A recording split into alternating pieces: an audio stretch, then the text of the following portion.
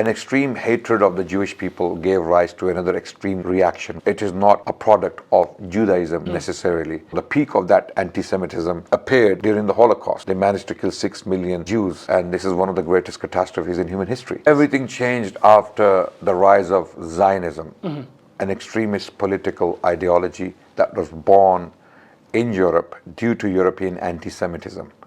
Okay, an extreme hatred of the Jewish people gave rise to another extreme reaction called Zionism. Right. Okay, Zionism is not the doing of Orthodox Jewish rabbis, or it is not a product of Judaism necessarily.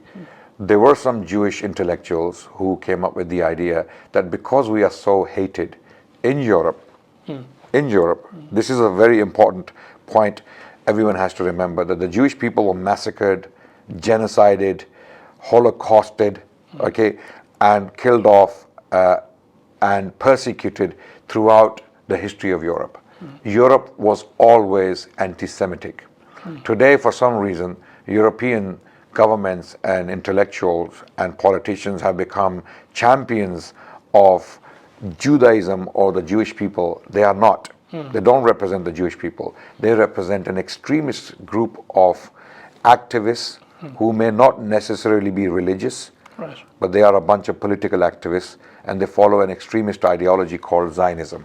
Okay, so if you look at the European history, the Jewish people, Orthodox, practicing, religious Jewish people were always persecuted in Europe. Always. When I say always, I'm not just making a blanket statement. Okay, there were exceptional cases where they had periods of respite, very short periods of respite within the European history, because the kings needed the Jewish people to run their financial affairs.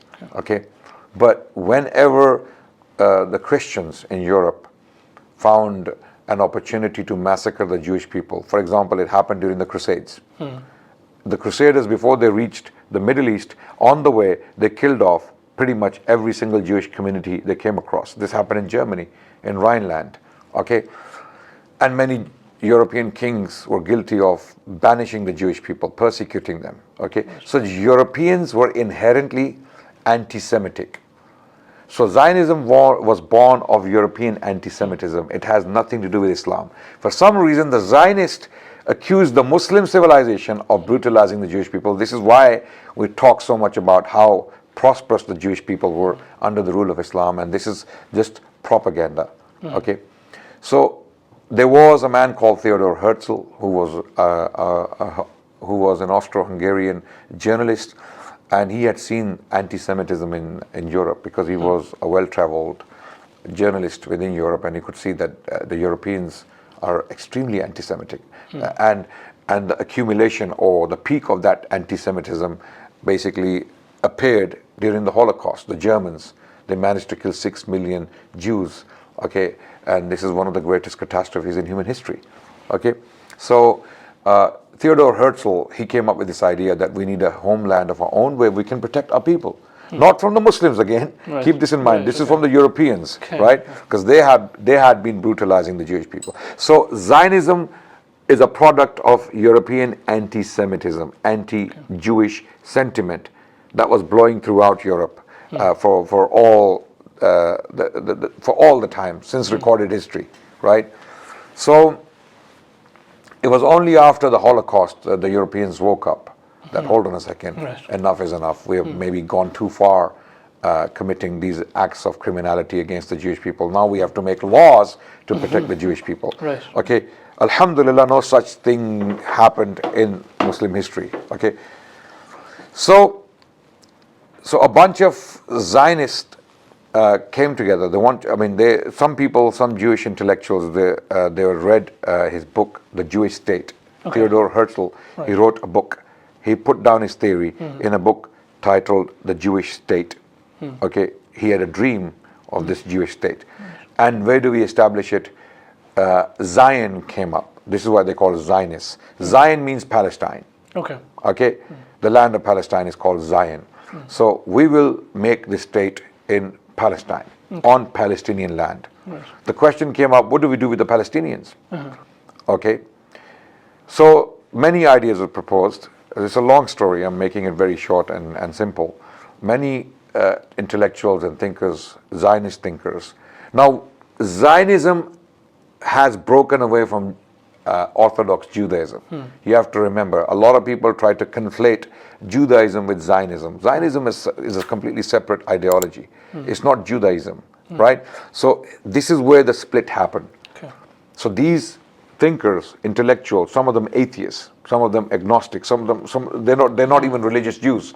They started to campaign for a separate homeland for the Jewish people in Palestine. So how do we take this land?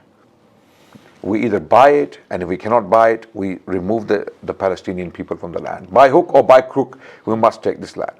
Then comes this first Zionist conference in Switzerland in 1897, where all of these intellectuals get together and they decide that we must pursue a homeland in Palestine. Then they started to campaign for it. They even approached the then Ottoman emperor, or the Sultan Abdul Hamid, and offered him to pay off his debts to the Europeans. He owed debts to Europeans, European bankers. They said, we will pay off your debts if you give us the land of Palestine in return. Theodore Herzl himself had that prospect going. But this was flatly refused by the Sultan. He said, I mean, as buried as I am under this debt, I am not going to give away this land that belongs to Muslims, not even an inch, not even an inch. So then came the First World War, and the British took the land of Palestine from the Ottomans. In 1917, General Allenby enters the city of Jerusalem, and he takes it. And in the same year, the then Foreign Secretary of Britain, called Arthur Balfour, for some reason writes away or gives away the land of Palestine on paper to some Zionist activists in London, one of them Lord Rothschild. Okay, Lord Rothschild, who was a Jewish banker, who was an intellectual, who was a Zionist, basically. The land of Palestine was promised to him against the wishes of the Palestinian people. The land doesn't belong to the British. Okay, so this promise was made to the Zionist movement, and then slowly many Zionists, European Zionists, started to move into the land of Palestine. They started to buy the land, and then the Palestinians realized something funny is going on. These people are trying to settle in our land, and they're going to take away our land. And then the Zionists started to pressurize the British government to give away the land to them. And the British government wasn't ready to do that. There was this British mandate going on. After the conquest of Palestine, during the First World War, the British government put a mandate to rule the land of Palestine. This period is called the British Mandate period. Okay, and this continued until the Second World War came in. And then some of these Zionist activists, they started to commit acts of terrorism against British personnel. They started to blow up British personnel. I mean, there was a famous bombing called the bombing of King David Hotel, where nearly 90 people died, including British personnel. And this was done by the first Prime Minister of Israel. He was directly behind it, Begin. He was directly behind it, behind this act of terror. And this was to basically warn the British that you better give us the land as quick as possible. 1948, long story short, the land, so the State of Israel is announced. And the League of Nations gives away half the land of Palestine against the wishes and the desires of the Palestinian people to a foreign European entity called the Zionists. And this was one of the greatest injustices of the 20th century. And the conflict goes on to this day. The Palestinian people refused to accept this injustice and didn't want to leave the land. And then came Nakba, the great catastrophe, when the Zionists, these very terrorists, they started to kill Palestinians and drive them out of their homes. Nearly 1 million people were driven out of their lands, their homes, and those who refused to leave, they were killed off, they were bombed, they were shot, they were burnt, villages were burnt down, towns upon towns were razed to the ground, and then these Zionist settlers were coming in with their guns and heavy weapons to drive out the Palestinians. So 1 million Palestinians in 1948 were driven out of their homes. Some of them can be found, or their descendants can be found in current day Gaza. Okay. So this conflict wasn't born of a vacuum. Okay. 7th of October 2023 is not the beginning of the conflict between the Palestinians and the so-called Zionist state of Israel. Yeah. Okay, this conflict started at the very time when the Zionist settlers started to come into the land of Palestine and illegally occupy the land of the Palestinians. That is still going on to this day. United Nations has issued so many motions and condemnations of the state of Israel. It doesn't pay heed to anything. The state of Israel feels so powerful, so arrogant, and so influential that they can go on taking land illegally. And some of these so-called civilians are armed with heavy weapons, and they're using these weapons, and they're taking, to this day as we speak, they are taking homes in the West Bank from Palestinian people, driving them out, killing them, shooting them, brutalizing them, bullying them to get out, or we'll kill you. And they are being killed, right? So these are illegal settlements that United Nations continues to condemn, but unfortunately, for some reason, the world feels powerless to do anything about it. So this is the situation right now in Palestine.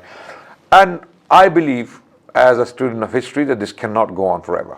Okay. As I said earlier, oppression, tyranny, injustice will not last. It will crumble. It has the potential to self-destruct. So I think the state of Israel will eventually cause its own collapse because of the intense level of injustice and oppression it's inflicting on the Palestinian people. And eventually, this cannot go on. Eventually, I believe noble, moral citizens of Israel who are not Zionists, they don't agree with Zionism, they will rise and they will change things, inshallah.